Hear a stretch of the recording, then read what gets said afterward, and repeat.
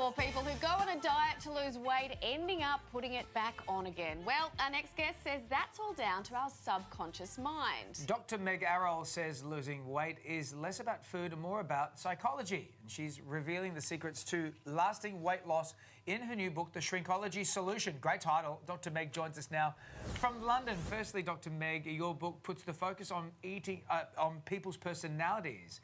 How does that work? Yeah, so our personalities, they tell us really important information about how we think and how we feel and also how we act. And so if we know our personality type, we can tailor any diet or lifestyle plan to the personality, and that will make it much more likely to be successful long term. So what we've done is we've developed 6 distinct overeating categories, and they are the gourmet, the magpie, the rebel, the scrambler, the soother, and the traditional. Okay, well, talk us through the first two, the gourmets and the magpies. Okay, so your gourmet, they love food, absolutely love it, but not just any food, really good quality, really umptuous, indulgent food, and it's kind of become part of their identity. They are the life and soul of the party. They love to entertain, and the whole preparation and sourcing of food is very important to them, so they feel that they can't really let go of that. Whereas the magpie, they flit from one diet to another because actually they want to be quite healthy, and there's so much health information out there that it becomes very confusing, and that can sometimes lead to some health anxiety. Let's talk about soothers and traditionals. Right, so your soother is your classic comfort eater, going for the bowls of pasta, the ice cream when things are a little bit tough, and actually sometimes when things are really good. So food is a source of comfort, and often that's the reliance on carbs. So any diets that are sort of low or no carbs are very, very hard to maintain. Whereas your traditional, that is your meat and 2 veg person.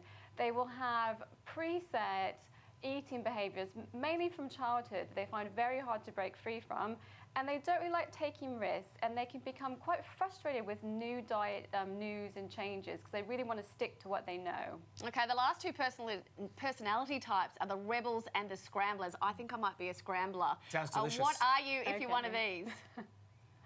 Okay, so your rebel, they actually have amazing willpower and they can stick to the most restrictive diet. That's me. But as soon as something happens, so as soon as something happens and you go off plan, that is it. That is the classic what the hell effect, and then the diet is just dust.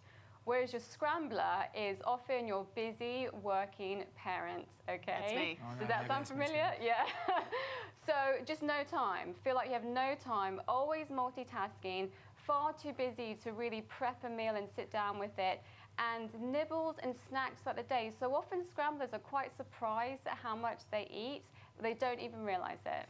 Finally, you know, Dr. Meg, you say we know which personality type we are. Once we do that, we can tailor this to our lifestyle and our diet. So where do we start, I guess, identifying that? Yeah, so one really good way, in addition to the quiz we have in the book, is to complete a food and mood diary. And I would always say do that for at least 4 days, but if not 7, and definitely include the weekend because we eat differently over the weekend. And that will show you your specific individual triggers in terms of your eating behaviour. Then, when you want to go on a diet or a different eating plan, check out the maintenance phase. Now, if a diet doesn't have a maintenance phase, just steer clear from it because it's not going to work long term. But it has to suit your personality type. So we have suggestions in the book which types of diets will suit different personalities, because it shouldn't be punishment. A new lifestyle change should work with you. And a really important thing is, if there are slip-ups, treat yourself as you would a friend. If your friend went off plan, what would you do? You'd be supportive, you'd be caring, and you'd be encouraging. Treat yourself with a lot of self-compassion. But make sure any diet or health change suits your lifestyle as it is right now. Yeah, great advice. Thank you for joining us, Meg. And the Shrinkology Solution is released on the 31st of May and is available to pre-order on amazon.com.au.